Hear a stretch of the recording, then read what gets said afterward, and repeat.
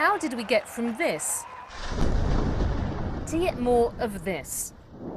It's more than 25 years since Israel and the Palestinians agreed to make peace. But right now, as many see it, actual peace seems more out of reach than ever.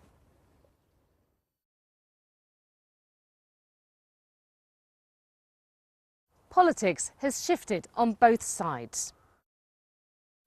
In recent years, Israeli coalition governments have been increasingly dominated by right-wing, nationalist and religious parties that are more hardline and don't believe that giving up land will bring peace. During the campaign for the last election, won by Prime Minister Benjamin Netanyahu, there was little talk of the two-state solution.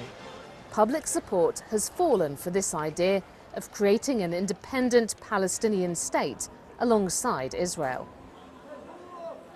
Among Palestinians, a deep political split has left the nationalist project in disarray. On one side, you have the Islamist movement Hamas, widely seen as a terrorist group. It doesn't recognize Israel's right to exist. Hamas won the last Palestinian parliamentary election in 2006.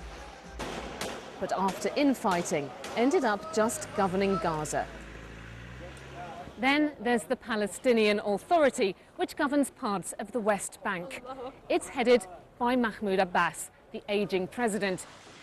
He's led past peace talks with Israel. Nowadays, many Palestinians feel disillusioned with their leaders. Palestinians say their promised state is becoming less viable because of a big increase in the number of Israeli settlers living in occupied areas. There were just over 200,000 in 1990. Now the number is 3 times bigger. Settlers are seen as illegal under international law, but Israel rejects that. Palestinians say they won't return to peace talks without a freeze on settlement building. And here's something else that's changed since the 1993 peace deal. This wall is part of Israel's West Bank barrier. Work on it started during the second Palestinian uprising. Israel said it was to protect Israelis against attacks, but the Palestinians see it as a land grab, as it encroaches on land they want for their future state.